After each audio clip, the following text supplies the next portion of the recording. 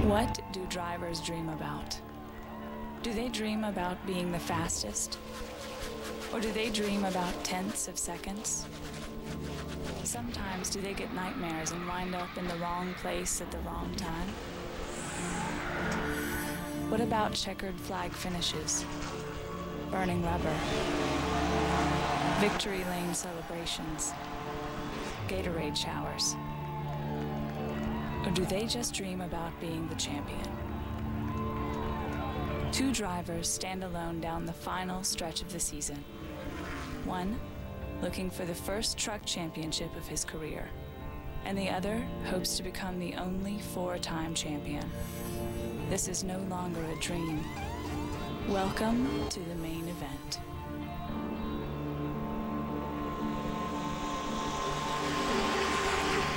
It's all about reality today at Martinsville Speedway. Welcome to the NASCAR Craftsman Truck Series Kroger 200 on speed. First race run at this racetrack back in 1949. So a very historic site for today's race. 60 degrees the temperature, a little bit chilly, and overcast skies, but that's quite a bit better than yesterday. We had rain throughout the area, didn't get any practice yesterday, but it was a full day today.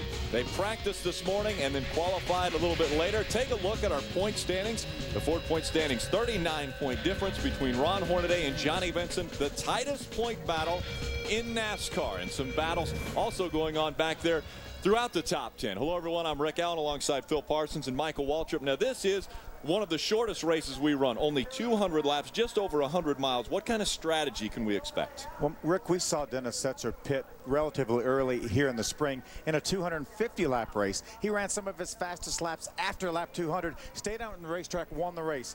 There are guys in the garage who are right now talking about not pitting at all. So the best strategy may be not to come to pit road at all, stay on the racetrack. That way you have the track position. Mikey, I think that's the way you're going to have to win this race, either not pit or pit really, really early. Yeah, we talked this morning during the qualifying show. You got to start in the top 10. You got to be up front if you want to win here at Martinsville. 15 of the 19 race winners here at Martinsville have come from the top 10. But not so fast. A year ago, 3 of the top 5 finishers started 18th or worse. And if you're not going to pit, then you can start wherever you want. And while all those other guys come to pit road, you stay on the track, get that important track position, and wander on off to victory lane. Strategy may be the key word today at Martinsville Speedway. Let's go trackside for our pre-race activities. And now, race fans, would you rise, remove your hats for today's Pledge of Allegiance, our invocation, and national anthem. Today's colors presented by the City of Martinsville, Henry County, and the Virginia State Police. For our Pledge of Allegiance today, students from Mrs. Doss's class, Campbell Court Elementary School in Bassett, Virginia.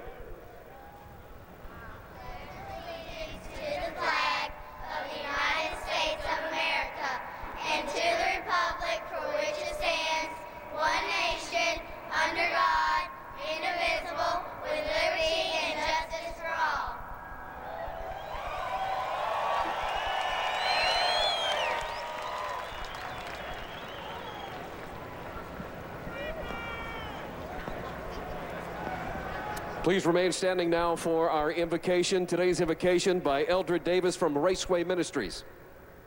Heavenly Father, we thank you so much for this day, for the blessings of life. We ask you, Father, to be with the event today. We pray that you'll watch over the drivers, the crew, that you'll give safety to each one that participates. We thank you, Father, for this Speedway, for International Speedway Corporation and Martinsville Speedway, for Clay Campbell and all the staff. We pray that you'll continue to bless everything here. For it's in Jesus' name I pray. Amen. And now for today's national anthem, the Martinsville High School Jazz Ensemble.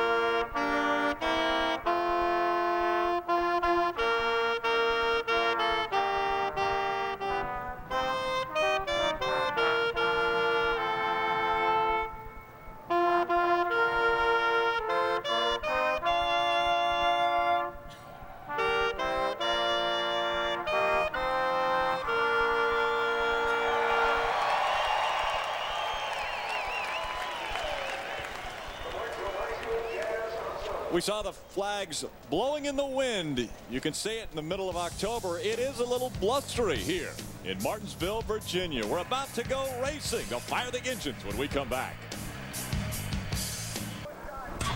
The NASCAR Craftsman Truck Series on Speed is brought to you by Toyota. Moving forward, brought to you in part by Optima Batteries, the ultimate power source, and by Craftsman.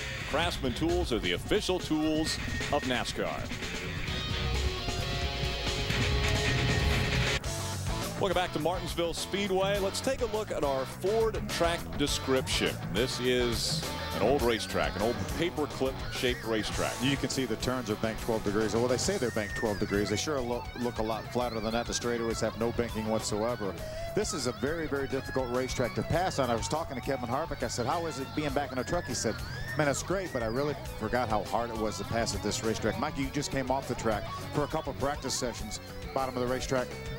Well, what happens, Phil, is you're going so fast when you enter the turn, and everybody dives for the same low part of this racetrack. That's why you can't pass, because you're on the edge, you're going as fast as you can, and everybody's in your groove you want to run. That's why you'll see, well, we saw 16 cautions here in the spring. We can run about 15 laps before somebody would spin someone out. Look for the same thing today. The only way you can get around the guys, knock them out of your way. Optima Batteries race analysis. 36 trucks will start. That pit window, 140 to 150 laps. And again, it's only a 200-lap race. Well, that's if we go green the whole way. Right. The average number of caution laps for this race is about 65. And a lot of these guys in the garage are counting on those 65 laps of caution. We talked on the very open of the show about some of these guys aren't even going to come to pit road. Some of them are talking about sometime between 20 and 30. I think every truck on the racetrack, if their truck's fairly close to being right, will pit by lap 30. And, you know, we've seen a NASCAR race in the Truck Series won by never pitting. Dennis Setzer up at in Ohio. He won that race without doing so this wouldn't be unprecedented, but we've never seen it at Martinsville. Can they pull it off today? It's possible. You see the newly renovated pit road. Take a look at this. The average starting position of the race winner here, 7.79. 15 of 19, top 10, right? So that definitely adds to the average. Let's go back trackside as they are about to fire the engine. Let's hear the command. And now, race fans, the words you have been waiting for the most famous words in motorsports. Welcome back our Grand Marshal today. He won a special contest with Kroger, Randy Schluter. Gentlemen, start your engines!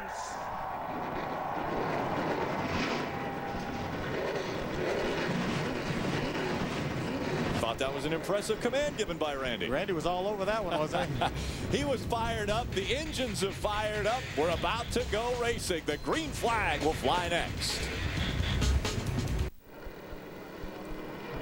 Welcome back to Martinsville Speedway. The truck's about to start rolling around this racetrack, and here's the way they will line up. The starting grid will roll across the bottom of the screen. It's Ron Hornaday who starts out front. It's his 18th career pole, the 4th pole of 2008 for Ron Hornaday. As they roll across the bottom of the screen and the trucks begin to roll around this racetrack, we're going to shine a spotlight on a few different drivers. Our first driver is the 71, Ray.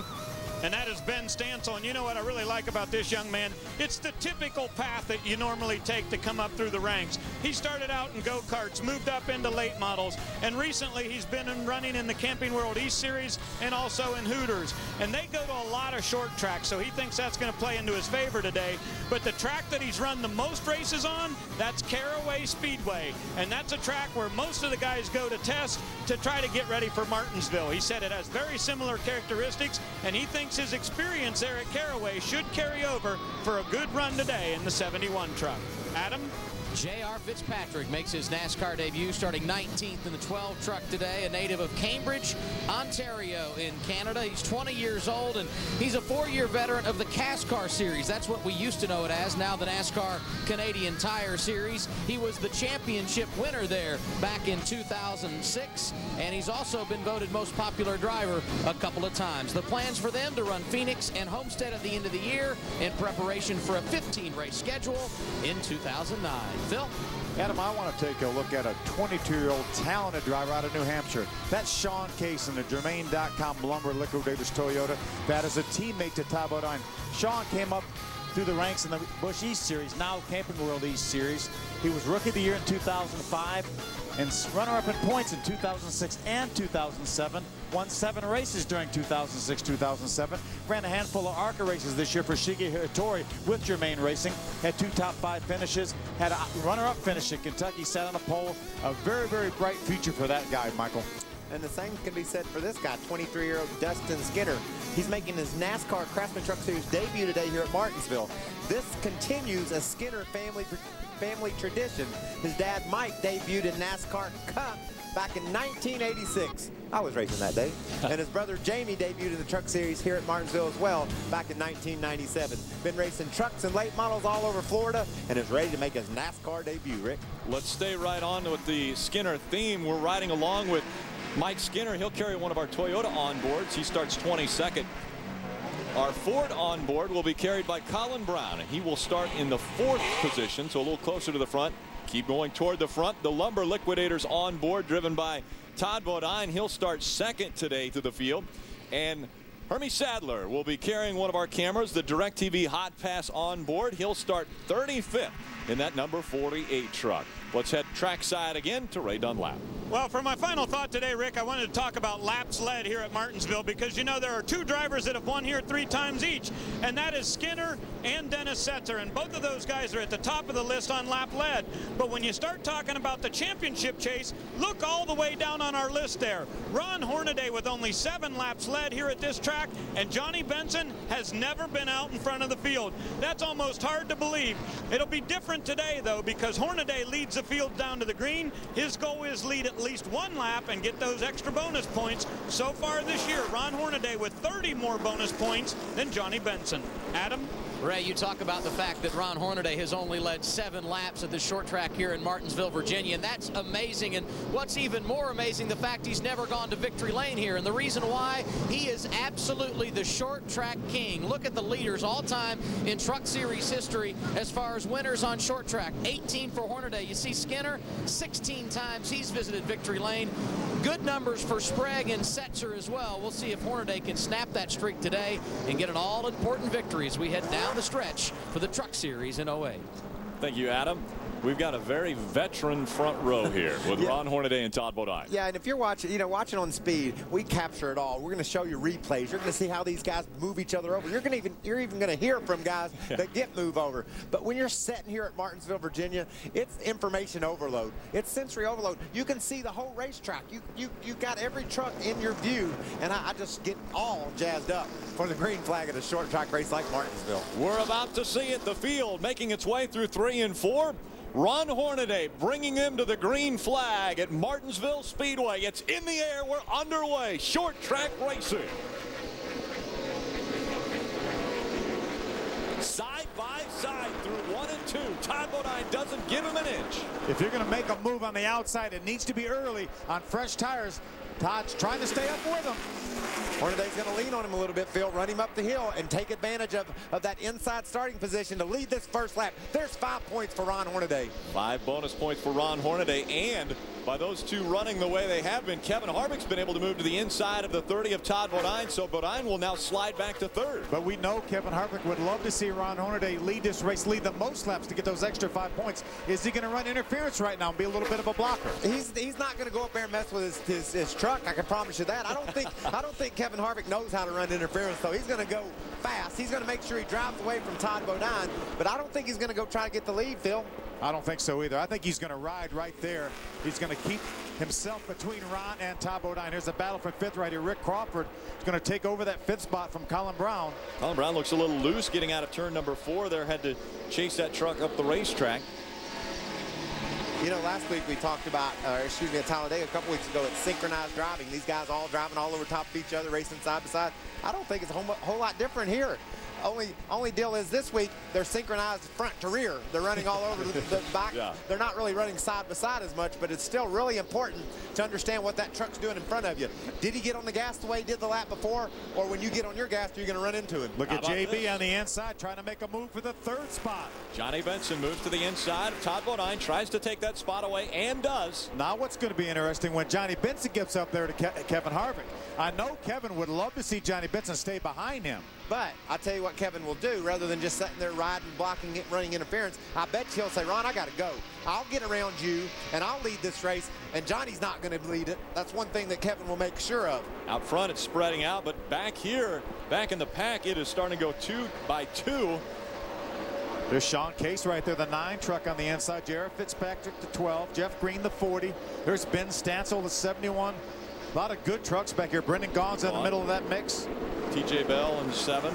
These guys right now, they're racing side by side. They know they're near the back of the pack, but they're not all together overly concerned about it right at this moment. As soon as they look in the mirror and see those leaders coming, you just watch the caution flag fly. Somebody will knock somebody right out of the way. Jeff Green tries to work to the inside of Jared Fitzpatrick. He's got a nose up under him right now. And another thing we have to watch out for, we've got 5 drivers that are making their first ever start in the NASCAR Craftsman Truck Series. Some of them are going to maybe forget about that curb that's on the inside. When you're running side by side, somebody hits that curb, it shoots them right into the outside of the truck. Yeah, Dennis Setzer doesn't often forget about that curb. He just took over a spot right there from Colin Brown. That moves him up to the 6th spot. That's a guy you're going to have to watch. He's one of the guys in the garage here, and Michael was talking about not coming to pit road. And I think that should give you a clue if you're a young kid trying to figure out how to drive Martinsville. Everybody gives Dennis props for being so good here. Why is he so good here? Because he's smooth on that gas and he's smooth off of it. Not only getting the best traction that way, but also getting pretty doggone good fuel mileage because of the way he uses that throttle. And you know one of the reasons he gets good fuel mileage, Michael? He brakes with his right foot. He never has the brake depressed and the gas at the same time, obviously. Well, Harry Gant was very successful here. He's another guy that always just drove with one foot. I'll tell you another guy that did that here and won a lot of races here. He's won a lot of races, all over. Richard Petty. Yeah. Take a look at this. Rick Crawford looking again to the inside of that 30 of Todd Bodine. Can he make the pass? Todd leaves him a little bit of room. That's wise. You can't be cutting people off. You'll just get spun out. So somebody makes a run on you, gets down on the inside of you, better leave him a little bit of a hole. It's a battle for the 4th spot right there. Rick Crawford, the 14, trying to take over 4th from Todd Bodine. Oh, not a lot of room, though, when he does make the pass, and he makes a little contact. That allows Dennis Setzer to look to the inside of Crawford, but he won't be able to get by him this time through 1 and 2. You see how Setzer did it right there. He had a run on the inside of Crawford, but he didn't think Crawford knew he was there. He rolled off the gas, gave Crawford the ability to get back to the bottom of the track. A lot of guys would have just said, I'm in here, I'm storming on in. Look at Jamie McMurray. Yeah, here's the guy that might storm right in, Adam. Yeah, and he fits in when he comes racing at Martinsville. We talked in our pre-race coverage today about the fact that he was able to get a victory here in his only truck start at this facility back in 2004. 7 top 10s in Sprint Cup competition. So much about being successful here is having a rhythm. McMurray has found it early, starting 9th and comfortably riding inside the top 10, Ray. And Adam, Colin Brown is slipping backwards. He has gone from 4th to 9th, and his spotter, Bobby Hudson, is telling him that he needs to roll through the center and be a little more gentle on the brake. He said he can tell that he's stabbing those brakes, and it's making the nose drop down, and he's dragging the splitter on the track. So rolling the center is the key for Colin Brown. Now he's back in single file. That may help him. So Colin Brown getting back toward that curb or the yellow line on the inside of the racetrack, allowing him to get back in line. We're hearing that the bumper cover is about to come off there. The 07, you just saw it. Yeah, that's a little piece of fiberglass. That's not a big deal. I'm not even sure if NASCAR sees this and sees it fall on the racetrack. I don't even think that would bring a caution flag out.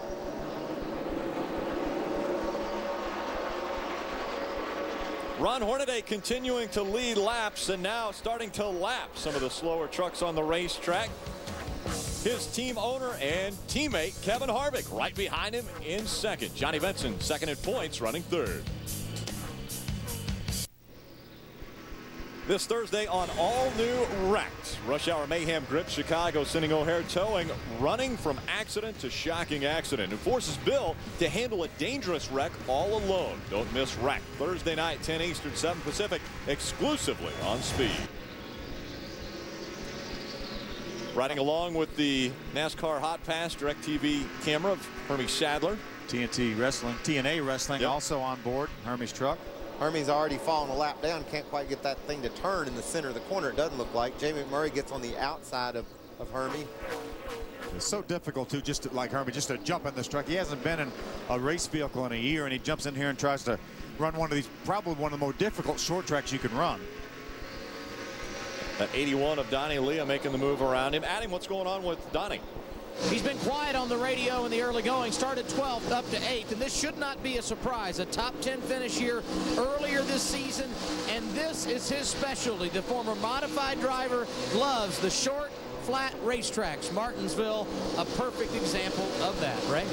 Tight in the middle is the situation for Todd Bodine, so they're talking about a chassis adjustment here on the first round of pit stops. And Phil, I just went up and down pit road talking to a number of crew chiefs here on my end down in this corner, and most everybody has said that all of this corner is going to pit. There's nobody down on my end that's going to try to make this. They're hoping to come in between lap 30 and 40, no later than that. And if we were to get a caution, then I look for most everybody on my end to make it down pit road. Yeah, Ray, I think right now people are worried that we've run almost 30 laps and we haven't seen any caution, because the guys that we're talking about going all the way are going to count on at least 60 laps of caution flag. Here we have run 30. You talked, Michael, that we didn't average running 15 laps before, and the last time out here was 16 caution flags. So I think right now that the guys we're talking about not stopping are getting worried that we've run so long. Maybe even changing their mind. It'd be really interesting to see, but if the caution were to fly now, I think about the whole lead lap crowd comes to pit road, gets it over with, and now all of a sudden that qualifying position becomes hugely important. There wasn't any way to steal track position. Everybody was on the same agenda. Right. Earlier when we were at commercial break, we actually were listening into Ron Hornaday's radio. He was talking about chattering in the center of the corner. Means this truck wouldn't turn, and that's only going to get worse. As the air comes up in those front tires, it's going to want to push more and more and more.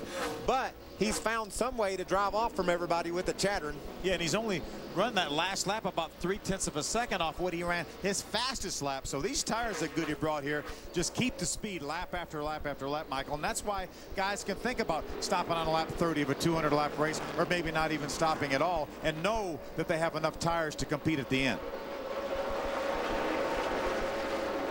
Working around slower lap traffic. We're seeing some trucks making their way by. What do you think? We're going to go caution free today? I don't think there's absolutely any way. I don't want to jinx it, but I'm saying right now everyone's running a pretty clean race. I mean, we haven't seen anyone get too impatient up to this point and move anyone out of the way to take a position. Yeah, there's a good there's a spin right there. Sean Case up into the outside wall. And as quickly as we talk about it, the caution comes out. It is Sean Case in the wall in turn 4. And the key to that, Rick, the leaders had just driven right up to the back of that group, and people just get more. You got to go at that point. You're intense, and Sean received. Sean was on the outside. Not sure if he had any contact at all. You see the damage to that Germain Toyota Lumber Liquidator is also on board that Toyota. Not considerable damage for Sean's truck. They probably get that thing beat out. So we see 35 laps of green flag racing before the first caution comes out. Now we've talked about that pit strategy, and right now we see here comes the 33. As you see a look at the 9 getting turned around, but the 33 of Ron Hornaday's down there on pit road. Adam. And his teammate coming in as well. It's going to be fuel only for Kevin Harvick. They're going to make a slight chassis adjustment. He is loose into the corner. They give away. The 2 truck pulling away. His teammate in front of Ray Dunlap. And it looks like a fuel only stop for Ron Hornaday too. He's saying tires feel good, no problem there. As Johnny Benson comes around the corner, Trip Bruce is saying it's going to be a 4-tire stop for the guys on the number 23. So they believe tires are going to make a difference. As they're doing right sides, Hornaday and Harvick come by, but those guys will have to stop for the end of the field to come around. So Johnny Benson is going to get 4 tires. Setzer has gone by, the 14 of Crawford, and Johnny Benson will be the 5th or 6th guy off of pit road. Adam? And Jamie McMurray, who started in the 9th position, was running in the top 10, elects to go right side tires. So varying strategies along the pit lane on what will likely be the only stop of the day. Some guys going 4 tires, others with 2. Track position being optimum. There are a number of guys that say fuel only. I think everybody right now that was on the lead lap came to pit road. I think they ran so long under green that scared these guys that were talking about not stopping. They all came to pit road and at least got fuel. When you run around under caution, you can run 1 caution flag lap, and that's the equal of 3 under if you're running wide open on the track. So that's why they couldn't afford to trade off that time on the track. See, Todd Bodine, as he's trying to leave pit road, he had to stop and wait for Eric Donnell, who had just pulled in his pits. That allows 2 or 3 trucks to get by. Now those guys are racing, and that's... Yeah, Todd's not happy at all because he got pinched into his pit stall and then not able to get around him, and still didn't come off of pit road in front of that 99. So I'm guessing Todd is very frustrated right now at the fact that he got, well, stuck on pit road. Looked like those guys had a lot of speed exiting. I'm surprised we didn't hear one of them getting caught for speed, and they had a pretty good race going on. Kim Lopez, our flagman, has given the 1 to go sign. So next time by, we will see the green flag come back out here. Great short track racing already. It's been Ron Hornaday that has been extremely impressive. The start of this race and won the race off of pit road. Was able to get out in front of his team owner, Kevin Harvick. And then it's Dennis Setzer just behind Kevin Harvick. The 14 of Rick Crawford is 4th, and Colin Brown in the 6th is 5th. What's not sure what Scott Speed is doing here. Ready? I think he wanted to be on the outside line, which he can do. It's a little bit too late to do that, though. I don't think he's going to get away with that. No, I think they're probably going to already reach for the black flag right now for Scott Speed. Scott had to go to the back of the pack for the very start of the race for adjustments after the impound, and I think at the last second he decided he could probably restart on the outside, because I don't think he came to pit road, but I'm not sure that's going to work how he did it there. Looks like they're going to let him get by with it. He could indeed start on the outside. It just looked like he left a little bit earlier, but maybe NASCAR decided Ron didn't know what was going on, so he just didn't take off either. So when the green flag came out, Scott Speed had a little bit of a jump, but again, he was a lap down, and now Ron Hornaday continuing to lead this field. He was able to start on the outside line because technically, Rick, he was ahead of Hornaday, thus on the tail end of the lead lap, and you're able to start outside if you want to do that. And the reason why it's good to do that, if you can, is it puts the leader behind you instead of beside you. Look at this mix at the back of the pack. The 11th right there is David Starr. Sam Hornish Jr., the 4 on the outside. There's Jack Sprague back in the 60 truck. Brian Scott, the 16. Skinner in the 5. There's John Wood, the 21, jumps to the outside of Dustin Skinner in the 03. Mike Son making his first ever Truck Series start. 3 wide as they go into turn number 1, and it looks like it might work. They made it. Amazingly enough. Still 2 wide around this racetrack, and we got a problem there. Dustin Skinner up into the wall. Looked like the 21 of John Wood got into the back of Dustin and actually turned his truck a little bit to the right when Dustin was trying to get turned to turn down in the corner. There's damage to the right side of that race truck, but we still have no caution. It's got the right front toe knocked way out there, Phil. Yeah. Oh, and there the caution's going to come out. We've got a problem in turn 2 as well. The 0 of Chris Jones gets turned around. Well, now we're starting to work a little bit closer back to our average. That's we're not 2 and 44 laps. We got it down to 22 laps before we have an average caution. We're not going caution-free then, obviously, here. So the funky start that Scott Speed got enabled him to stay on the lead lap. It sure looked like there wasn't anything that was going to work, but more than likely he did not go until the double red line, which is the restart point. Take a look at this. This is Dustin Skinner and his problems that he had. He just got hit in the back by John Wood. You can see the front end of Wood's truck caved in as Skinner goes into the wall. Yeah, John was on the back of him. They got against him going down in the corner right there. Boom. You see Dustin backed off for the corner. John didn't. He got into the back of him and actually pushed his truck actually to the right almost. Dustin had the wheels turned to the left, trying to go left.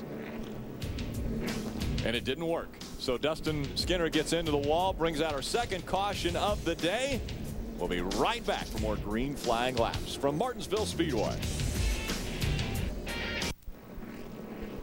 Hey, NASCAR fans, come out and witness the crowning of this year's NASCAR Sprint Cup champion at Homestead Miami Speedway. Ticket packages are still available and start at just $25 or $55. All you have to do is visit homesteadmiamispeedway.com/SpeedTV or call 1-877-515-7223.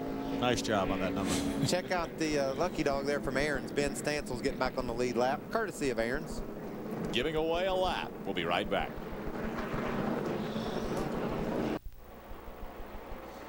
Green flag just coming back out at Martinsville Speedway. The Kroger 200 underway. It's been Ron Hornaday out in front of the field, and no one has contested him in the first 52 laps.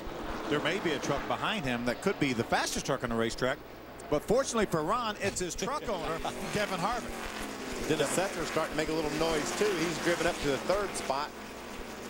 So They'll know he's here before it's all over. Yes. Oh, yeah. Dennis Setzer has the 8 of Chad McCumbee behind him, the 14 of Rick Crawford, the 23 of Johnny Benson, all fighting for spots. Chad McCumbee is 1 lap down. Yep. The rest of those trucks you mentioned are certainly fighting for spots on the racetrack. Johnny Benson, we saw him drive up to 3rd after the start. He is right now being shown in the 5th spot behind the 14 of Rick Crawford. I'll tell you, as a race car driver here, you come off the turn, your truck kicks sideways one time, you say, oh no, please don't start that. And then you come off the next turn, you're so nervous, you know, you got your foot wide open, and there's not a whole lot you can do here. You got to get on the gas so hard. If this back end comes out from underneath of it, you're really in jail. And these guys. Oh, David Starr gets in the back of the 99. Eric Darnell goes around. David Starr got into the back of him, so Darnell slides around, and that brings out our 3rd caution of the day. Darnell did a good job of driving that thing after it was out of control, Phil. That could have easily wound up down on that inside wall hard. Made a little bit of contact with the inside wall, but you can see from that look right there, very, very little, if any, damage. Not enough to hurt anything. He'll have to come in, get some tires now. So his strategy now goes out the window. Whatever he had planned, he's got to change that plan. Yeah, might as well come in because he's not going to lose anything. He's going to be one of the very few trucks that comes to pit road. See the damage on the left front. Let's take another look here. He changed lanes a little bit. Thought he might be able to shift down and get under his teammate. And David Starr's nose was in there already. That's a racing deal, more or less. David was already there, already right on the bottom, right next to the curb. Going to absolve him from any blame, right? You see David right there. Eric just going to try to get underneath the 6 of Colin Brown, and just not quite enough room to make it. Good job, though, I'm telling you. Just a little contact with the inside wall for the 99R. Aaron's lucky dog goes to the 8 of Chad McCumbee. So Chad McCumbee will be back on the lead lap, and Ron Hornaday still out in front. Kevin Harvick running 2nd, Dennis Setzer 3rd. This is what happens when you short track race at Martinsville. Not enough room. Darnell gets turned around. Welcome back to the Kroger 200 on speed. Martinsville Speedway, the site of this, the 5th from the final race of the 2008 season. Going back racing. See if Hornaday can get another one of those signature Green starts. flag, green. Drives away from his teammate by a couple truck lengths there. Yeah, and beats that lap truck down to the bottom of the racetrack. That's key. You see Kevin not quite able to beat that truck, so Ron opens up about 3 truck lengths. The 07 and the 08 are going to be battling right there behind the leaders, taking them 3 wide into turn 3. Ooh, good move by Johnny Sauter in that 07 to back off. He just could not see a future in where he was headed. Brian Lawler's in that 08, thegunbroker.com 08, and he is a lap down car, so a lot of these lead lap trucks, a lot of these lead lap trucks are trying to work their way around him to get caught back up to the 2 and the 33 in front of this field. You can see he's slipped to the outside there now. So Rick Crawford down underneath the 08. There's a Toyota on board of Mike Skinner right there. Mike right now is being shown in the 17th position. It's been a rough day for him ever since they qualifying didn't go well. Started 22nd, Michael, his worst start of 2008. That was very surprising to see that after he was 3rd quick in practice this morning. Kyle Busch and Jamie McMurray battling there. Looks like Kyle got the best of Jamie, and it's going to allow Todd Bodine to get down to the inside. That's what's so tough, Phil. When one guy gets by, they all line up and want to come by you. We saw Todd Bodine make the move. Jamie's able to drive over in front of Timothy Peters and get back to the bottom of the racetrack. Yeah, that was huge because, you know, there was no telling how long he was going to be stuck to the outside, especially so soon after a restart when these guys are lined up nose to tail. Yeah, you lose your momentum or lose a spot 20, 30 laps into a run, it's not that big of a deal. But right now, you could lose 10 or 12 spots. We've seen 3 wide. 3 cautions already. This is a caution brewing. 3 wide at Martinsville. This doesn't normally work. Had a Canadian sandwich there. J.R. Fitzpatrick's from Canada. He was in the middle of that group. Ben Stancil on the inside. TJ Bell on the outside. The 7, we're getting a report that TJ rubbed that wall. We got a little contact there from the 16. Brian Scott, and he did make a little contact with the outside wall. It shouldn't hurt that truck bad. Probably hurt his attitude a little bit. TJ really has come around here. He's got several top 10 finishes here in the last few races. Really doing a nice to win that race at Talladega. He came across the white flag second. Yeah, very impressive run for TJ Bell. Actually got into the wall at Talladega right at the finish line. Did quite a bit of damage to that race truck. Makes a good move there. Gets around the outside of the 12 and now drives down on the inside of that 0 truck of Chris Jones. Yeah, the truck sticks and he's able to get by that 0. See at the very top of your screen, Eric Darnell. Remember, Eric brought out the last caution flag. Johnny Benson right now is running in the 4th spot. Ray, what's going on with Johnny? Well, Phil, I just wanted to go back to that round of pit stops. It happened on lap 36, and Trip Bruce was on the radio with his crew and said, we're doing 4 tires.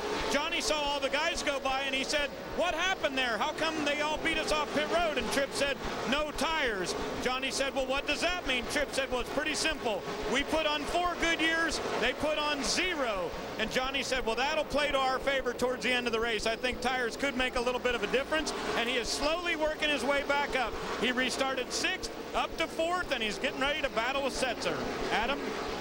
You can't say enough, Ray, about young Timothy Peters. This guy doesn't run week in and week out. They don't have a big budget, but here they are at Martinsville, a place where he has so much success, and they're right where they need to be, running in the top 10. And when you look at his record at this facility, it says he will be good. 5 starts, 2 top 10s.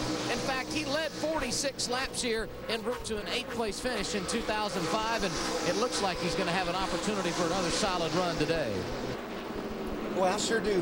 I like that 4 tires. No more positions that he gave up on the track. He only dropped back to 6th, and then now he's got 40 lap better tires. Absolutely, and all green flag laps and too. You can see him. He's all over Dennis, and Johnny's patient. You know, he's not going to force the issue. He just keeps hanging down to the inside of Dennis, just letting Dennis know he's there. I'm a little bit faster. And Dennis will see that in a second and give him a break. But Johnny's really good. Look at that truck. See how he's just looking over to the left saying, hey, Dennis, I'm here. If you don't mind, I'll take a break right here. Me and you both will be on our way. Yeah, Johnny ducked to the inside that time to let Dennis know that he did have a run on him and went to the inside. Dennis did come down to the bottom of the racetrack. Meanwhile, back up front, Ron Hornady, he's let them all. We have to keep our eye on that 23 of Johnny Benson as he goes by the 18 of Dennis Setzer. Yes, you better. That truck's right now, and he's only about a half a straightaway behind our leader. And remember, he has the freshest tires on the racetrack because they did come onto pit road and put 4 fresh tires on that race truck. This Take a look is at this pass. Textbook, Phil. A little high in the center of the corner. Got a good truck. Drives right down to that curve and gets on the inside of Setzer. What a great move by Johnny Benson. Yeah, once he gets that right foot fender up beside the left rear quarter panel, then he's got the spot. Dennis knew that. He let him go. Johnny Benson moves up into the 3rd spot. It's 2 Chevrolets that are leading the way around Martinsville Speedway. Ron Hornaday has led every lap, and then his team owner Kevin Harvick and teammate running back right behind him in 2nd. The Camping World Chevrolet looking to make it another win on the 2008 season. Can he win at a racetrack where he's never won before? We're about to find out.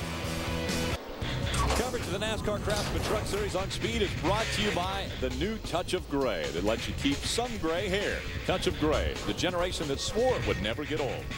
And by Advanced Auto Parts. Keep the wheels turning. The wheels have been turning for Johnny Benson. Man, I guarantee you Harvick just called Hornaday up and said, hey, man, there's company coming. Yeah. I can't do anything with Johnny Benson. He's driven right around the outside of me, and he's heading your way. Yeah, the cavalry's coming. Check this pass out. This is not your typical pass at Martinsville. Around the outside. He got on the outside of him down the center of the corner. Leaves Kevin plenty of room. Kevin drifts up just a little bit. A little bit of contact there. Kevin was on the inside, got a little bit squirrely, but Johnny gets by relatively unscathed. So Johnny's taken over the 2nd spot. Remember, 1 and 2 in the points are now running 1 and 2 on the racetrack. It was a 39-point deficit coming into this race that Johnny Benson would have to overcome. Now it's 64 points as they run. That is because Ron Hornaday has led a lap. He's led quite a few laps, actually, all of them up to this point. If he leads another 17 laps, he will lead the most laps as well. He's already led 84. So he wants to keep the 23 of Johnny Benson behind him. Let's fall through the field. We'll start off with Ron Hornaday, and we'll drop back through our top 10, beginning with Ray Dunlap.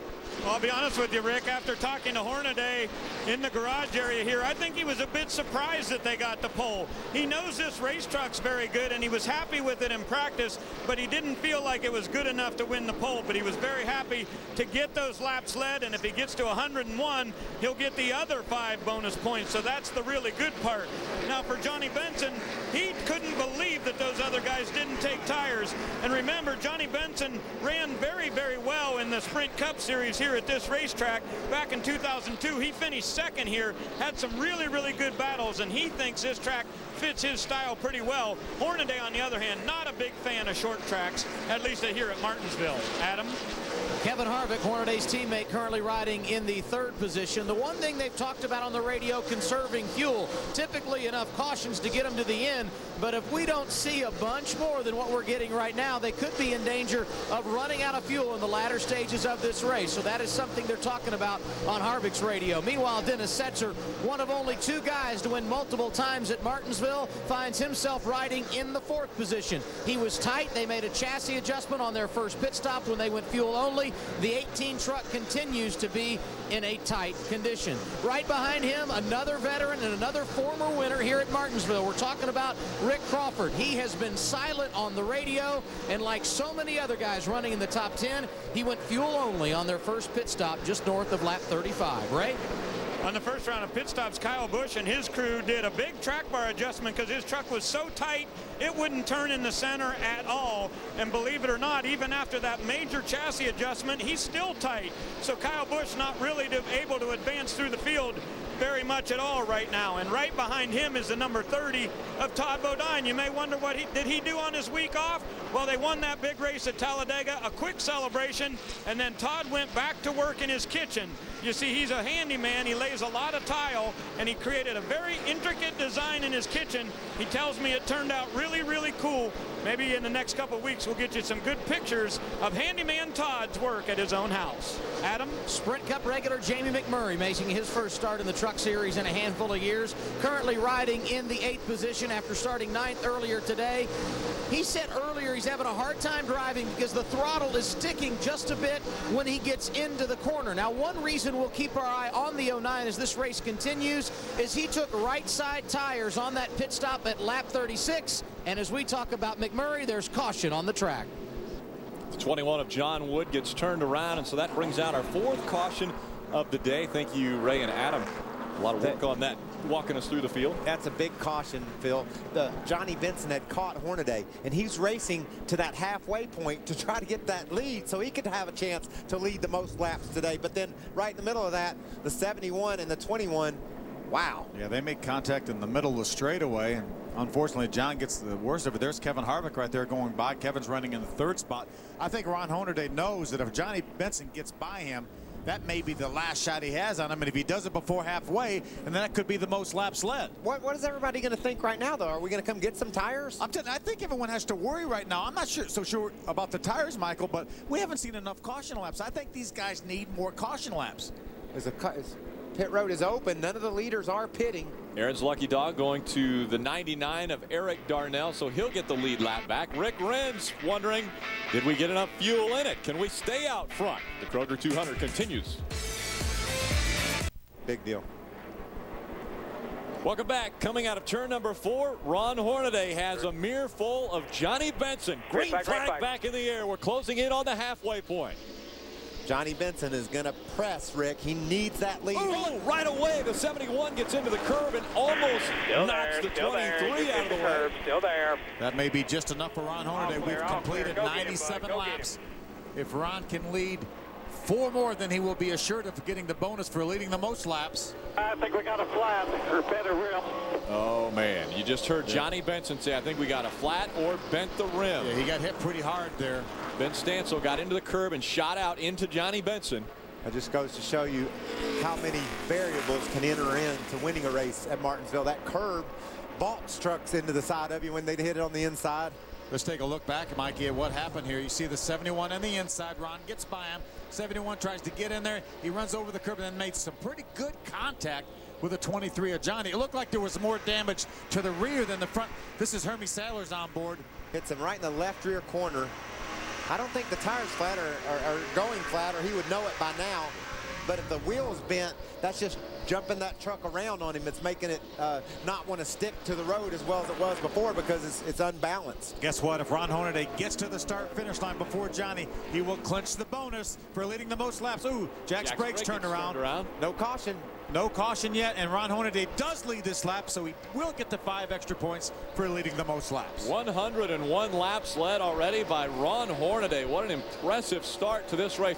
We've given him some grief at the beginning of a lot of races about never leading laps here at Martinsville. He'd only led 7 coming in. But take a look at this. This is how Jack Sprague got turned around. A little bit of contact from the 88 of Matt Craftsman. Around he goes. Jack does a nice job keeping that truck out of the outside wall. Yeah, I bet the 23 would have liked to have seen a caution. But he's not going to stop. He's not going to stop if the caution comes out. Right now he's running second. He's not going to give up all that track position, is he, Mikey? Nothing he could do about that. Just his truck is definitely different now. Ray Dunlap, what is he saying? Johnny says it's shaking all over the place. The truck is jumping, especially through the center of the corner. And Trip Bruce said, look, we're looking at the left side. There's not even a tire mark on it. He said, maybe you lost a wheel weight. But he said, other than that, there's no reason that you shouldn't be able to continue. And that's just where they've left it. Yeah, he may have to come to pit road, but if he does come to pit road, that will take all chances of him winning this race out. So I think, and I mean, Tripp may not have seen the video that we saw that well, but there was some pretty hard contact. It may not be a tire mark on the fender, but there was some pretty good contact, maybe from tire to tire. We've run about 10 laps since that restart. We saw some trucks running 13th, 14th, and 15th along in that area come to pit road, Phil. They've only made it back up to Timothy Peters' 19th, Skinner's 21st. You just can't make any ground. It's too crowded. Look how crowded it is out there. Yeah, and they're still bumping and banging on the racetrack. Where are you going to go? That's Mike Skinner right there. Timothy Peters, a little contact right there. Timothy trying to get to the inside of the 08. Ryan Lawler. Again, Timothy Peters was one of the trucks that we saw on pit road recently, and that number 17. Timothy had a pretty good truck. He was running 14th when the caution came out. I thought it was a pretty good call coming down pit road, trying to make something happen, maybe put some tires on, but it's awfully tough sledding up there trying to get by these trucks. Timothy Peters has worked his way back up to the 19th spot. I think he's up to 18th now, and Skinner's coming into 19th, so they are making progress, but it's not a lot of progress. Right along in that Toyota onboard of Mike Skinner's as we look forward to the 17 of Timothy Peters. Ron Hornaday just ran a lap about 0.2 of a second off his fastest lap of the race, so these tires are not falling off, so you're not going to get a huge advantage coming to pit road to get fresh tires. How about the story we saw at the beginning of the show with Timothy Peters selling a family heirloom so that he could buy a race truck and get out here and race here at Martinsville. He's a great race car driver. Great to see him out here and doing so well. This is his home track essentially, and really does a great job. He's had a couple top 10 finishes here at this racetrack, Adam, and doing a pretty good job today, Adam. And really, they had nothing to lose by coming to pit road other than 5-6 positions. So that's what they did at lap 96. They took 4 tires and fuel, and it will be interesting to watch guys like he, Mike Skinner, and some of the others that came down there and pitted just shy of the midway point of this race, and see if those tires they put on will help them over the long haul at a place like Martinsville, where it is so difficult to make a pass.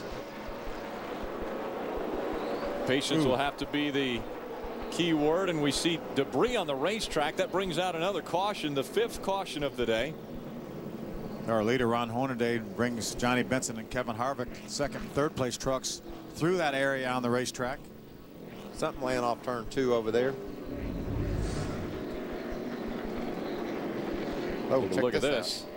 7 of TJ Bell and the 11 of David Starr makes some pretty good contact. And there's TJ spun him out and then straightened him back out. It's like part of a splitter or the front end of one of the trucks. It's like the fiberglass part of the nose off the 11 truck, it looked like. And so they will move out and take care of that debris on the racetrack. It has been exactly what we thought would take place at Martinsville Speedway. Synchronized chaos as they make their way around the half-mile paperclip of Martinsville Speedway.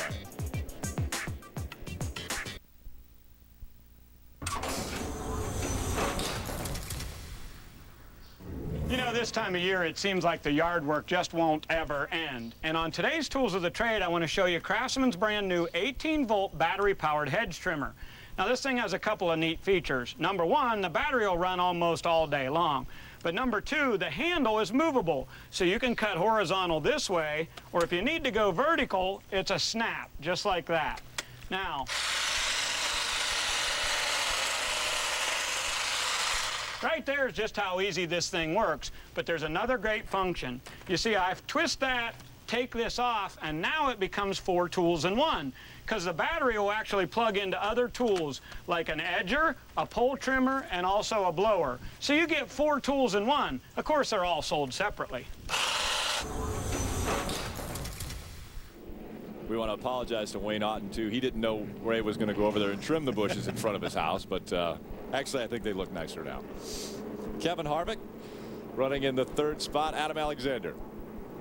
And Kevin Harvick has talked on the radio about how he has been saving his truck, perhaps not showing his full hand at this stage of the race, knowing they took only 2 tires when they pitted back at lap 36. And another guy in a similar situation is Rick Crawford, who is currently in the 5th position. Both of those guys have been very conservative on their runs, planning to make their run to the front momentarily once we get back under the green flag. And the other thing we should talk about is under caution. We heard a report on a team radio that rain is 20 to 25 minutes away. According to the radar, we will keep our eye on the sky down here. Ray? Rick Wren got on the radio to Ron Hornaday, and he said, do me a favor, save me as much fuel as you can. We're still 7 or 8 laps short right now. Of course, these caution laps will certainly help. And the reply back from Ron Hornaday was, my truck is very good for the first 4 or 5 laps, but then it immediately begins to get tight, and after 20, it's significantly tight.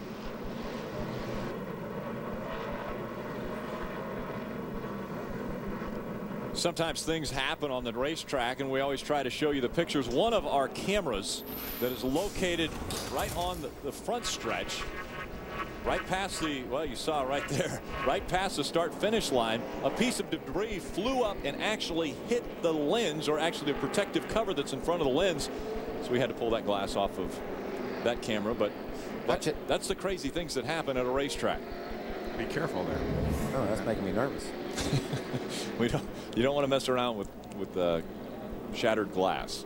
I think there's a song about that. Getting ready for this restart here. This is a slow motion of that. It's right after the 71 goes by. Look at that. There it went. Wow. Big restart here for Ron Hornaday. Remember what happened last time we restarted? Johnny Benson had some contact from the 71 of Ben Stansel. Green flag. Look at Chad McCumbee. He laid back there, timed that restart, see what he can do when he gets down to turn 1. Not able to pull up on Ron Hornaday. Johnny has a good corner, able to run around the outside of the 8 truck of McCumbee and stick right on Hornaday's tailgate. So now Johnny Benson doesn't have the lap traffic to deal with on this restart. Is able to get by on Look the at first Johnny's lap. all over Hornaday. Looks to the inside. Johnny Benson taking a peek down to the inside again. He is now 3 wide once again here at Martinsville. Johnny's on the inside, looking to the inside of Hornaday. He's got his nose in there. He dives into the inside. Trying to hang on. He slides up the racetrack. Contact being made. Side by side across the start-finish line. And I saw some debris come off of one of those trucks right when they went across the start-finish line. Could have been a little bit rubber buildup for this restart. There's potential a cut tire could have happened there because of the way those two were rubbing against each other when they came out. They still haven't decided. Here comes Johnny Benson again to the inside. And oh, by the way, there's Kevin Harvick too, the owner of that 33 truck. Kevin Harvick trying to get into the mix. Johnny Benson backing off, and well, here comes Johnny Benson once again to the inside. Good run off turn 2. Ron just runs down so far into the corner, holds Johnny off and pinches Johnny down. Johnny can't get that run off the turn he needs, but he's on the inside. Ron knows right now that if Johnny gets by him, that could be the pass for the lead and the win. He's got to hold him back there. He's trying to hold off. Johnny Benson with a really good corner that time. He got sideways. Oh, and then he turns it almost as he comes out of turn number 2. That allows Ron Hornaday to have the preferred line again. Oh, and Harvick hits now Johnny. Harvick's getting into the mix. He gets into the back of the 23. That turns him a bit. And David Starr gets turned around, and so now the caution will have to come out as David Starr can't get it going again. No caution yet. David still Starr haven't does get it seen going. He's rolling once again, and the caution won't come out, and so they stay racing. Ron Hornaday in front of Johnny Benson and Kevin Harvick across the start-finish line. What a great call by NASCAR there to give David Starr some time to get his truck going. We had an incredible battle for the lead, and the guy that was trying to take it, Johnny Benson, tapped by the point leader's owner. I mean, it was dramatic right there. I'm not sure that something didn't happen to Ron, which has caused the 23 to seize up, and that's why Kevin got into him. I think we've got to pay attention to the left rear tire of this 33 truck. I think there might be issues coming later in this race. Do what? I'm telling you, They rubbed hard on that left rear. How slow do you think a leak's going to be? You keep your eye on that. I'm telling you right now, I think there's going to be an issue with that left rear. Okay. Well, I don't think there will be. Look at David Starr on the outside of 3 wide. That's what happens typically when you go 3 wide. Brendan was on the inside, looked like the 0-8. We've seen Lawler in the middle. We've seen these guys make 3 wide a few times, so law of averages said they couldn't do it every time. And around goes David Starr. Didn't lose a lap. All but a lap. He's got Ron Hornaday right now, right behind him, trying to put him a lap down. He's about to go a lap down. You know, Michael, we were talking about a few moments ago when there was contact between Benson and Harvick. Ooh, the 03's having a problem right now. That's Dustin Skinner, Mike Skinner's son. He's a lot of laps down. There's the 33 of Ron Hornaday. He gets by the 11 of David Starr. But remember, just a few moments ago, Michael, we were talking about the contact between the 2 of Harvick in third and the 23 of Skinner. Watch this now. I'm sorry, the 23 of Johnny Benson. We go down in the corner. This is down in the 3. You see Ron there on the inside. He gets in front of Johnny. Ooh, Kevin makes just a little bit of contact right before it looked like Johnny might be able to get in the back of Ron Hornaday a little bit. Johnny couldn't go because Ron hadn't gone yet, but Kevin didn't realize what all was going on ahead of him. I bet you there were some tense moments there out of Johnny Benson's helmet. I'm sure he didn't appreciate getting run into by Hornaday. By Hornaday's owner, Harvick. Johnny's going to fight back here. He's gained several truck lengths on Ron Hornaday while he was trying to get by the 11 of David Starr. Hey, Ray, what were they talking about on the radio down there? Well, Phil, you remember about 4 races ago when NASCAR implemented the change on the plate size for the Toyotas. Well, Johnny Benson doing a little politicking there on the radio. He said, I was side by side with Hornaday. He said, if we didn't have a restrictor plate on this Toyota, I'd have been able to make the pass on that Chevrolet. And the team came back and said, yeah, that's a big 10-4. So doing a little politicking on the radio. Adam?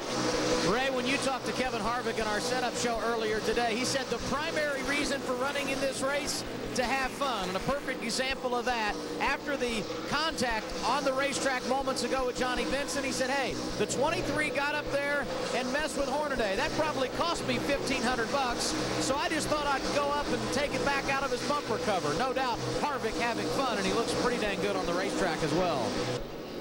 He does look good on the racetrack. What a great battle between these guys here. We've got a 3-time champion Ron Hornaday. We've got a guy, Johnny Benson, that's knocked down the door of this championship so many times.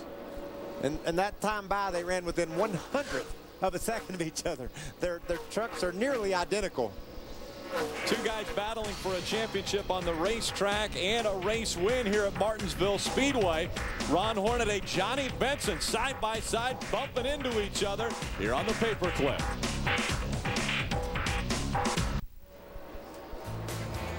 It's time to test your Truck Series knowledge with the Aaron's Lucky Guess trivia question. What driver has the most wins in their first 50 NASCAR Craftsman Truck Series starts? And oh, by the way, Kyle Busch is making his 50th NASCAR Craftsman Truck Series start today. I got a guess. You have a guess? I'm not going to tell you. I got a guess. You have a guess, but you're not going to tell me. Well, hold on. Talk about it among ourselves, and then we'll let you know if we're right. Oh, we got a spinner off turn 4. Is that Jeff Green? Jeff Green in the 40 gets turned around, and that will bring out the caution. This is the 6th caution of the day. Now, up to this point, we have only had 25 laps of caution, and we only have about 60 laps of racing to go. Yeah, these guys are breathing a bit of sigh relief right now because they need some more caution laps, I think, Michael. Yeah, this is not going to be enough. Yeah, we heard them during the last caution saying we're only about 6 or 7 laps short now of making it to the finish. So this will get them 3 or 4. And the way Hornaday and Benson were racing, we might get another caution or 2, I bet. That was fun racing. There's that left rear tire we were supposed to keep an eye on. Yeah, I don't think there's any problem with that. I don't even know what you brought that up for earlier.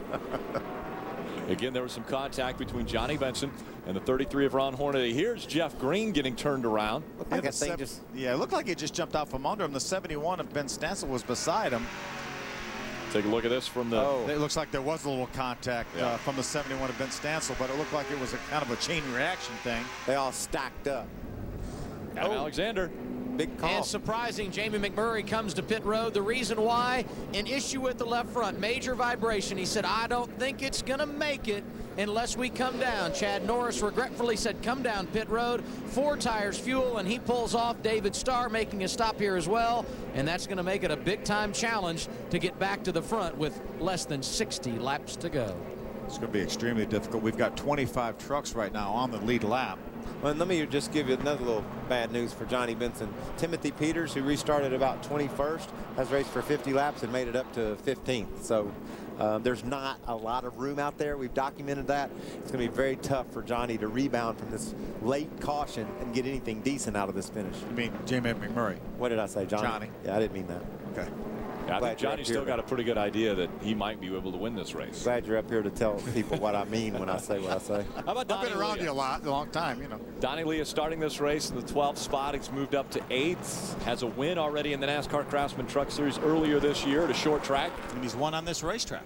And modified a couple years ago. And late in that run, he was running laps that were comparable to our leaders. He's got a fast truck. Sam Hornish making his first Truck Series start. He's got a little bit of a little damage on the inside of that race truck. Ray Dunlap, what's going on with Johnny? Well, he just came on the radio to tell Trip Bruce that he is saving a little bit of fuel. He said, I think we're going to be okay here. I'm going to lay back a bit. He said, do me a favor. Tell me when it's 20 to go. So I have a feeling that Johnny Benson may not be quite done here with his battle on Ron Hornaday. Well, I watched the times up here, Ray, in the booth, and Johnny can run a 10th or so faster than Ron for a lap or two, and then he falls back off. I don't know if that's him making sure that truck is as good as he thinks it is and then conserving fuel for a little while, but he does show signs of still being quite a bit faster than Hornaday. Remember, he was all over Ron on this last restart we had, so that may be the best time for him to do something.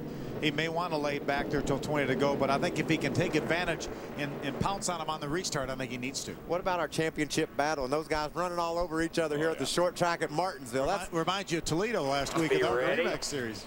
Green flag about to come back out. And 56 laps to go from Martinsville.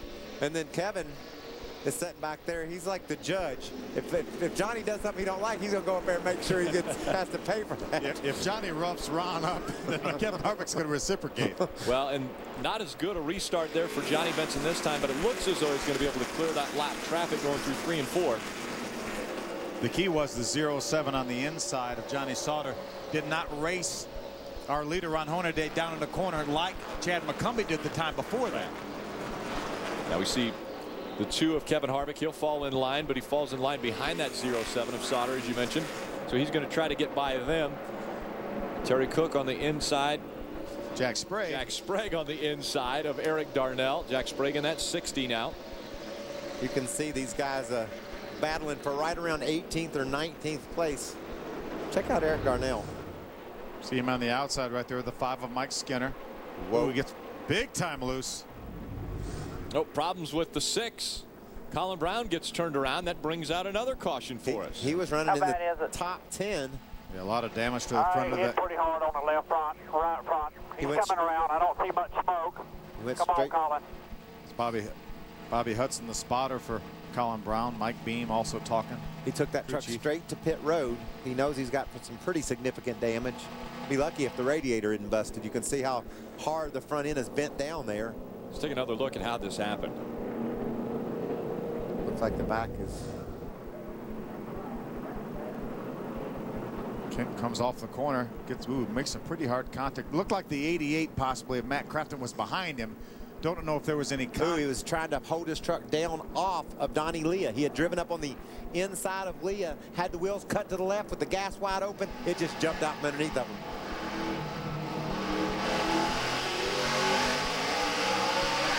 Almost sounded like it spun the tires up off the corner. He could have gotten back up by the 88 of Matt Crafton, lifted the rear tires off the ground. Yeah, couldn't tell. Certainly spun them. So Colin Brown brings out our 7th caution of the race, closing in on the final 50 laps from Martinsville. The NASCAR Craftsman Truck Series on Speed is brought to you by Ford, who invite you to tune into Ford Championship Weekend on Speed, November 14th. Answer to the trivia question. Ray, did you have a guess, by the way? My guess was Greg Biffle. That's incorrect. Guys in the booth? We all know who it was. Mike Skinner. Mike Skinner. Mike Skinner had 16 wins in his first 50 starts. And actually it went 8-8 the first 2 seasons. So pretty impressive for Mike Skinner. Green flag back in the air here at Martinsville Speedway. Ron Hornaday will try to hold off that 23 of Johnny Benson. Benson looked to the outside at the start. Now all over the back bumper of Hornaday. This is 2 restarts ago. Has that same look. Johnny right there with Ron Hornaday. And Johnny never did hit Ron in the back. He was just able to get up beside Ron. Did hit him in the side a little bit. Those guys battled hard for that lead. And they continue. I don't think gas is an issue, Phil. I believe that last caution got us now where we can just hammer down to the finish. Well, they're going to hammer down anyway. Whether gas is an issue or not, they're going to try to save some if there's another caution. Ooh, look, they gets in the back of him. Gets him a little sideways possibly. Johnny Benson looked to the inside immediately when that happened. Can he take the lead away from Hornaday? Down the back stretch they go, side by side. Looks like Johnny's got a better truck on the short road. Oh, he overdrives the corner. He locked his left front brake, slid up the hill, and that gave Johnny just what he was looking for, some room to exit the corner. When he came off turn 4, he could take that truck all the way out to the wall and takes the lead. We have a new leader at Martinsville. It took Johnny Benson all of 155 laps to get there, but now Benson is in front of Ron Hornaday. And I don't think Benson got Hornaday sideways off 4. I think that 33 just got a little loose off turn 4, and Johnny was right there. I believe if Johnny had knocked Ron sideways to get that lead, Ron would have knocked him back sideways when they got to the first corner. Take another look at what just took place on this pass.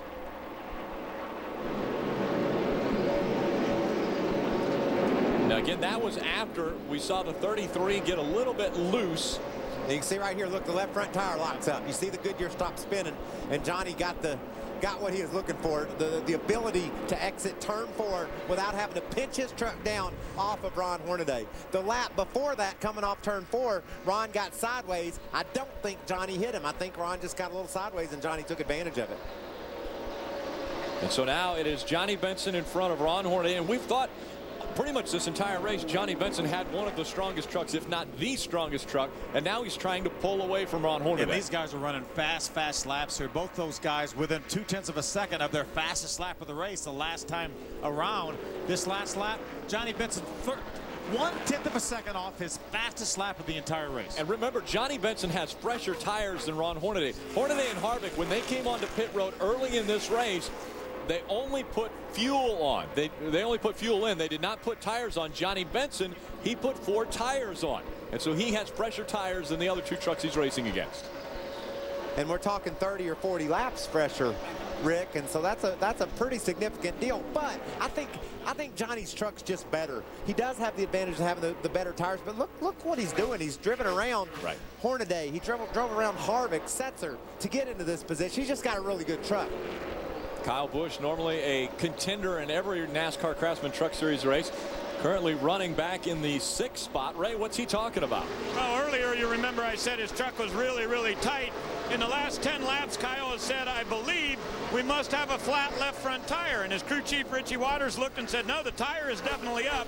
And Kyle has now diagnosed it as a left front spring that must have collapsed on his truck, because he said every time he gets to the corner, that left front of the front splitter just drags on the racetrack, and it appears that Colin Brown may be having more trouble on the racetrack. Yeah, Colin Brown into the wall hard once again, and so a lot of damage to that race truck. No caution, though, Rick. He kept her going. NASCAR left the green flag out. I love that. I love they're letting these guys race. Well, he's not right now in the way, and so I'm guessing that they're hoping that he will make it back to pit road, but he doesn't make the hard left turn. He stays on the racetrack and continues to race. Let's take a look back at what happened to Colin Brown. Here he is going in the corner. He's going to get on the front.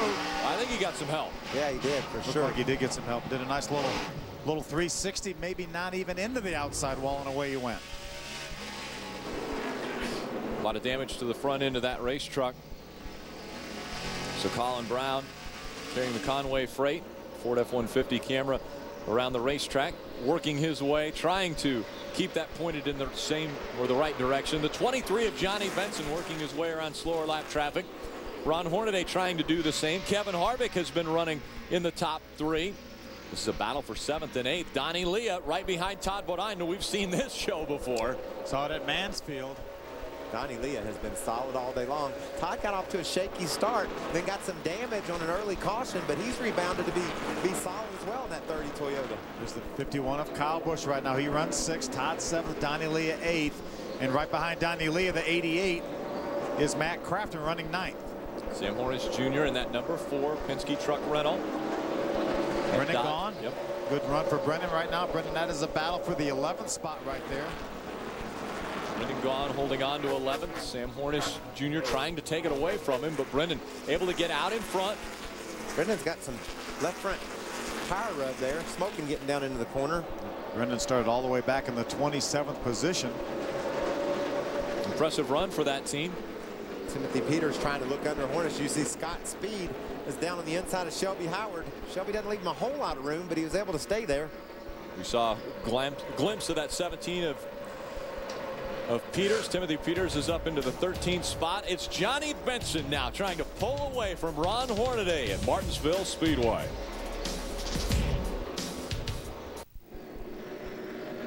Welcome back to the Kroger 200. David Starr makes the hard left turn behind the wall and into the infield area. He has just got into the wall. Take another look at this. He's racing with a 16 of Brian Scott. Brian gets to the inside. They get down to the corner, just make some contact.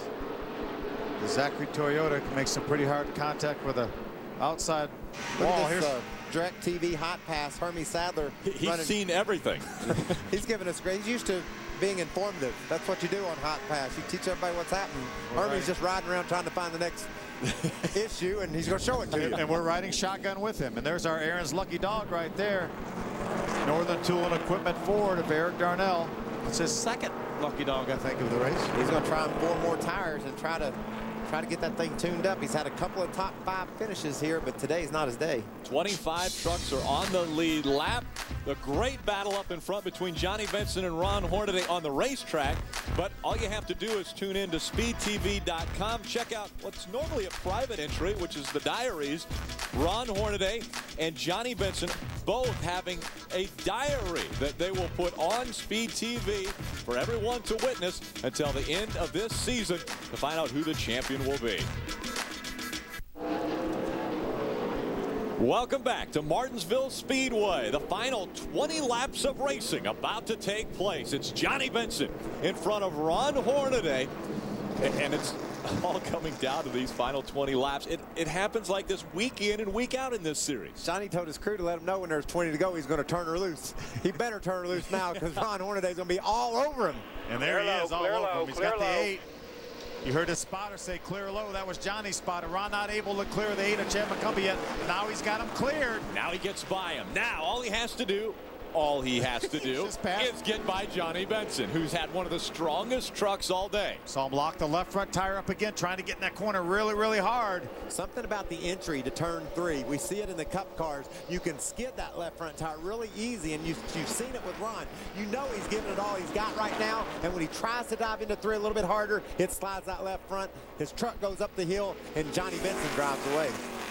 Johnny Benson's been so strong this entire race. Again, Johnny Benson came in and on his pit stop put 4 fresh tires on, where the other lead lap trucks never put tires on. He was one of the only ones to do that. Everybody else did fuel. You got to give a hand to his crew. I mean, they only lost 2 or 3 spots by putting on 4 tires, and most everybody either got gas or 2 tires anyway. And they knew everyone was going to do that while they did it. And he got those 4 tires in a hurry, so Johnny owes a lot of credit to his crew if he's able to hold off Ron for these next 17 laps.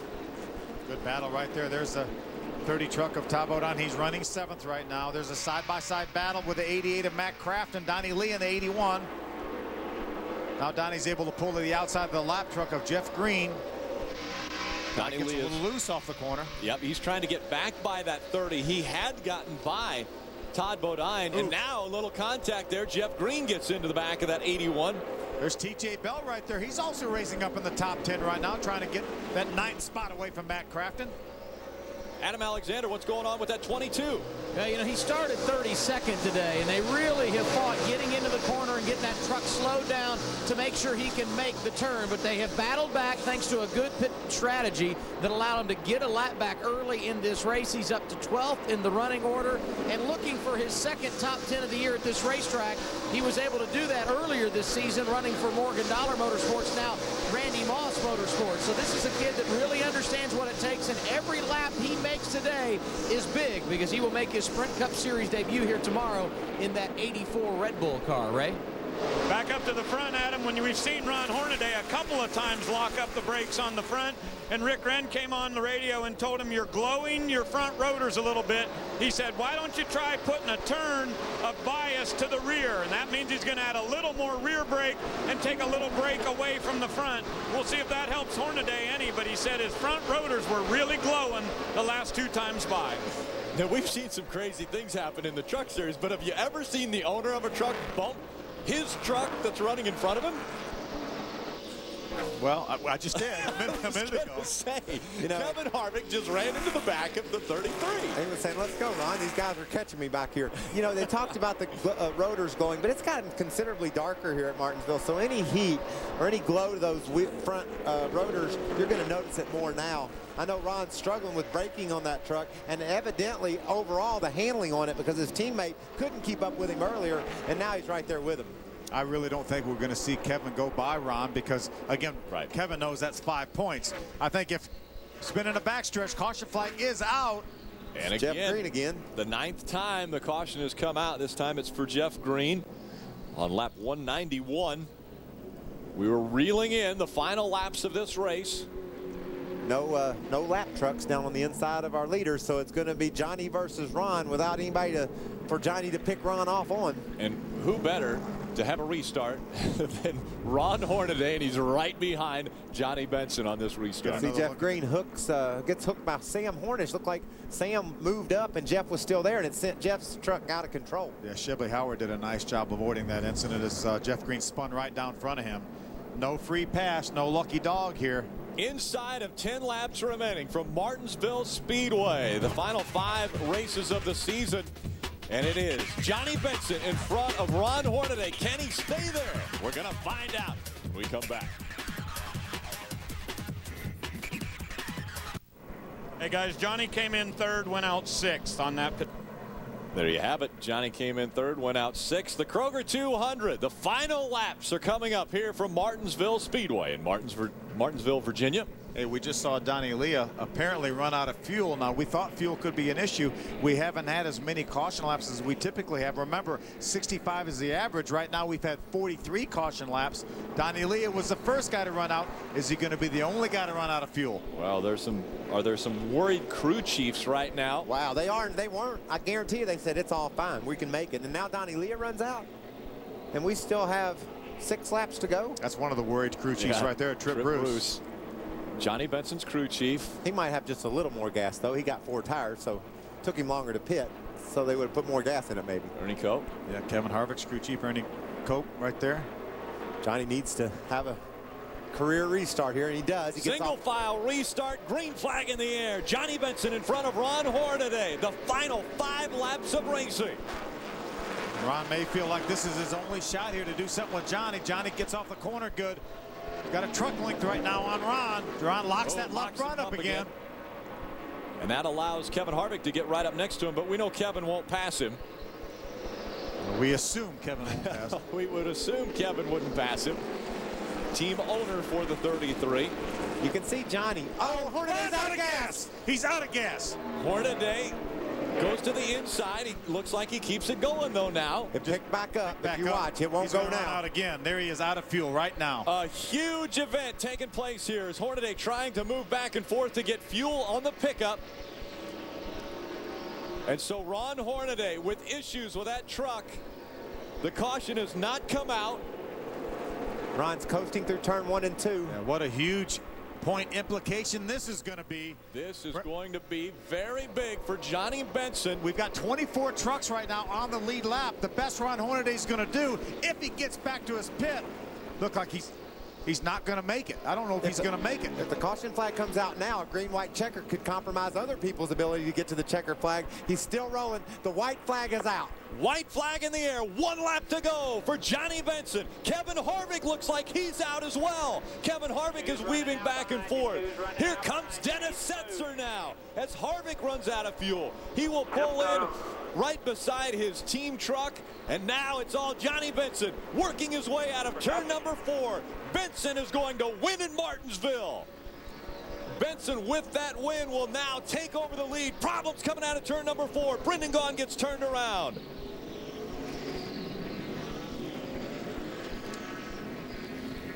And right there, a huge point implication today. 65-point swing. Well, more than that, 65 points is the lead that Johnny Benson now has over Ron Hornaday. Does everybody see how hard it is to win one of these darn things? Ron dominated the race early. Looked like he was cruising home to a second-place finish, and that fast. He loses 60. He's 65 points behind. Went in over 30 ahead. 39 points ahead coming into this race. It looks like he was going to lose 10. If Johnny wins, he finishes second.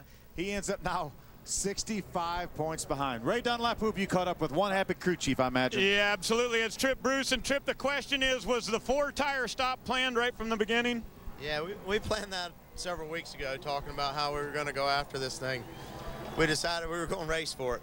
You know, we're going to race every race, try and win them, run as fast as we can. We thought the way to win here was not pit strategy, but have the fastest truck.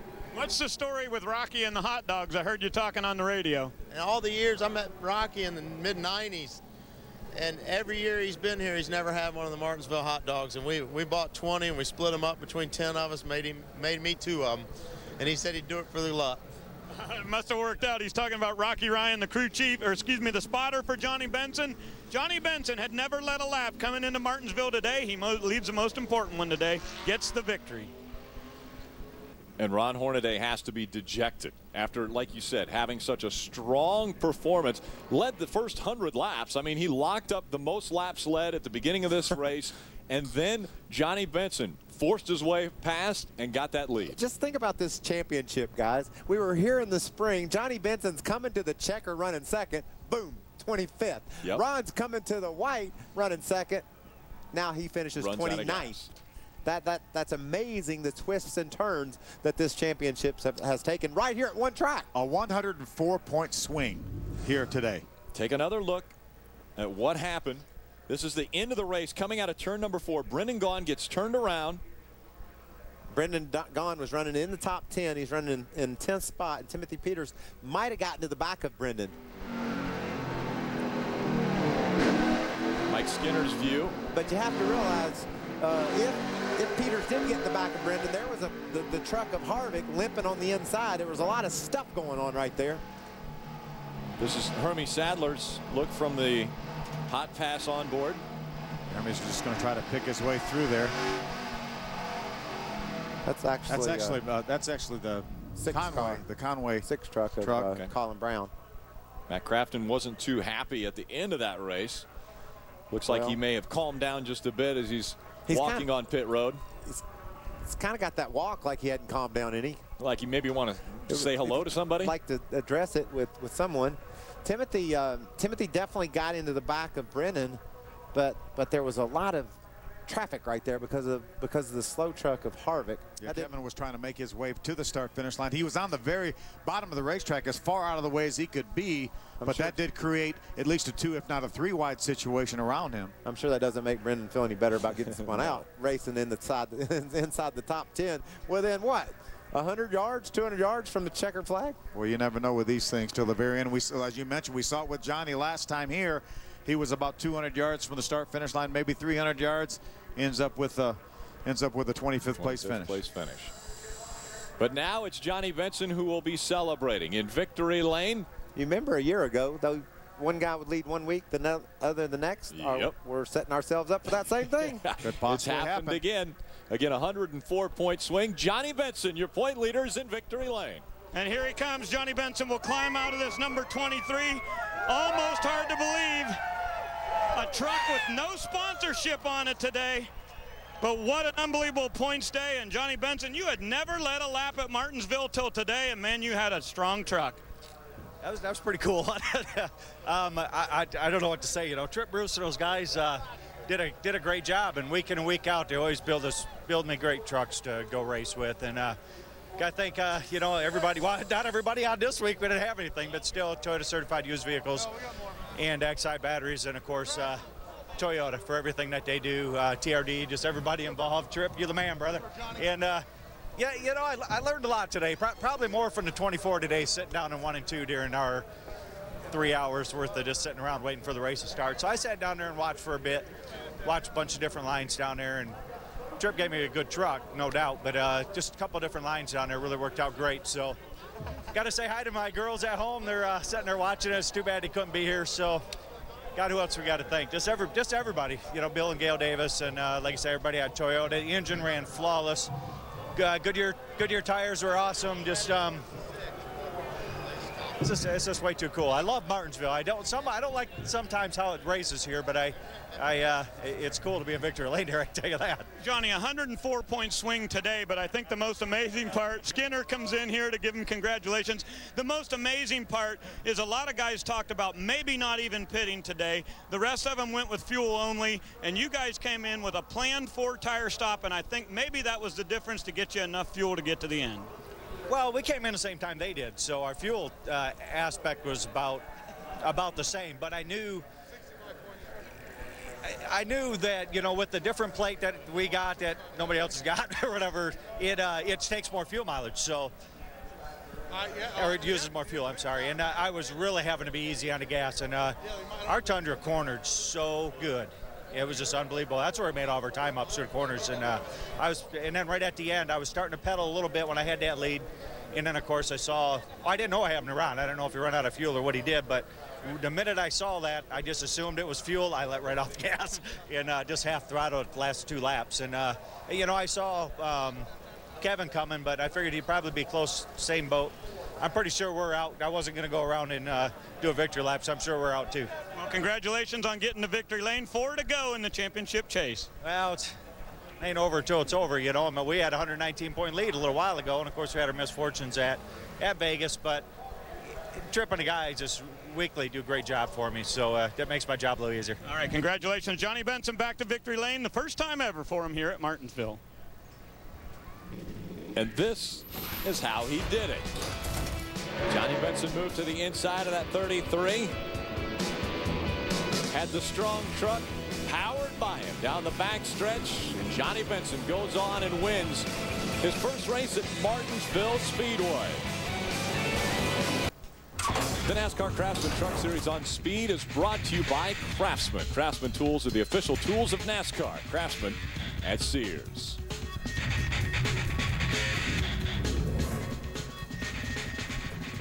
Adam caught up with Dennis Setzer, who finished second in this race. For Dennis Setzer, it's no Martinsville sweep in 2008, but pretty dang close. Talk about your second place finish today, Dennis. Well, these guys here at BHR, they've done a great job. You know, Marcus Richmond had his team prepare this thing, turned really well all day, and, you know, really played the fuel strategy game, you know, paid some dividends. These guys worked hard on that in the spring race, and we got a win and got a second here out of that deal now. A broken record, another top 5 finish for Dennis Setzer at Martinsville. Yeah, huge surprise for Dennis to finish in the top 5. Hey, Ray, what's going on trackside? Well, we're going to get down here and try to talk with Ron Hornaday. He just came in, changed his clothes, got out of the truck. And, Ron, it's unbelievable, the highs and lows of this season. A great truck today, and you just didn't quite make it to the end. That's all you can ask for. You know, you try to save fuel, but you can't, especially here at Martinsville. And Johnny was a lot better up off the corner, so he's probably saving a little bit getting in. But, you know, we win and lose as a team, and we'll take this one and go on. And I don't know where it puts us, but it was a bad day for us. And I guess next time just stop on the track and cause a big wreck. You know, I was trying to be as nice as I can to get to the bottom. I'll just stop in the groove next time. But it's tough. A lot of other guys would have ran out of another green-white checkered. But good day with the Camper World Chevrolet. Sat on the pole and ran good, so that's all we can ask. Take a look at these final 4 races. We go to 3 mile-and-a-halfs and then Phoenix. How do you like your chances on those last 4 races? Well, I like my chances everywhere. I mean, Kevin Delaney's been giving me great trucks. Rick Wren. all the guys, VFW with all their support, and Mark Smith with the motor. So we just got to get better fuel mileage, and we don't know why. This is every year we do this, and we try to figure it out. But we'll take it. We'll take the horsepower over the fuel mileage. We just got to figure it out right now. And Chevrolet's been working hard, and highs and lows. And this is the funny part about the NASCAR Craftsman Truck Series. You think you're on top, and all of a sudden you're back on the bottom. So we'll see. We'll keep on running, and we'll try to do like the last race. And congratulations to Johnny. He had a heck of a truck. All right, thank you, Ron. Unbelievable the last couple of weeks as we've seen the championship battle just continue to get crazier week from week. Adam? Rick Crawford has been strong in recent weeks. Another good run today, 7th top 5 of the year. Talk about what was an eventful day on track, no doubt. It really wasn't an eventful day.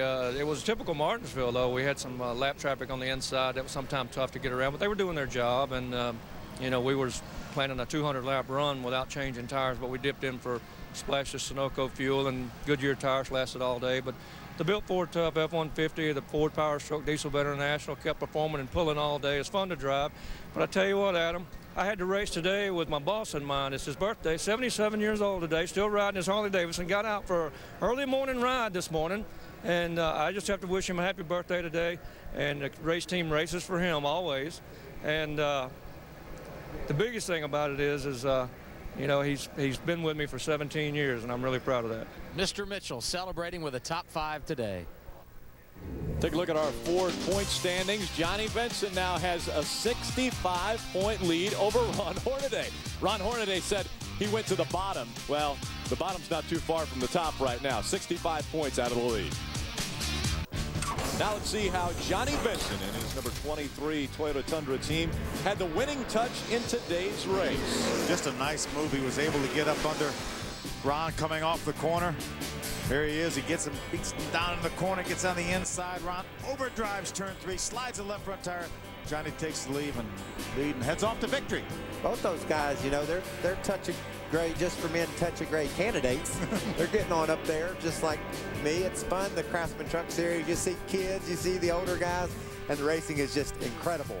Take a look at these unofficial results. Johnny Benson, Dennis Setzer comes home second after Kevin Harvick runs out of fuel as well. Rick Crawford, another top 5 here at this racetrack. How about Kyle Busch making it up to the 4th spot? You got 345-plus guys in the top 5 and 1 kid. So you never know who's going to be the story in the Craftsman Truck Series. TJ Bell gets another top 10 finish, 6th. Another great, equals his best career finish. How about Sam Hornish, by the way? That's his best NASCAR finish ever. He was top 10 here. Jason White drove that Billy Blue truck up to 14th place. Jamie Murray got tires late and then got tangled up with that mess off turn 4, winds up 22nd. Move up and banging taking place, and a few trucks not making it the entire distance today at Martinsville. We'll be right back with more from the Speedway. This copyrighted telecast may not be reproduced, retransmitted, or used in any form without the authorized written consent of NASCAR Broadcasting. NASCAR would like to thank all of our loyal fans for your continued support, and we hope you enjoyed today's broadcast. Welcome back. A gorgeous sight here in Martinsville, Virginia, and an eventful finish. It wasn't. What about the hint Donnie Leah gave us there with about 10 laps to go? All those crew chiefs sitting on their box all fat and happy, knowing they're just going to go right to the finish. All of a sudden, Leah runs out of gas. Oh, no. Yeah. And they all start sweating. Yeah, obviously, Rick Wren and Ernie Cope had a big reason to sweat because neither one of those two trucks made it to the finish. The hat dance continuing for Johnny Benson. First time he's ever been to victory lane here at Martinsville Speedway, and he will take home the trophy. Next Saturday, Atlanta Motor Speedway, the NASCAR Craftsman Truck Series at 1 o'clock with Chris Devoto. If we see some great finishes in Atlanta. Well, we've seen great finishes all year long, and Atlanta is always a great one. So make sure to tune in next Saturday for that. Thanks for joining us here at Martinsville Speedway.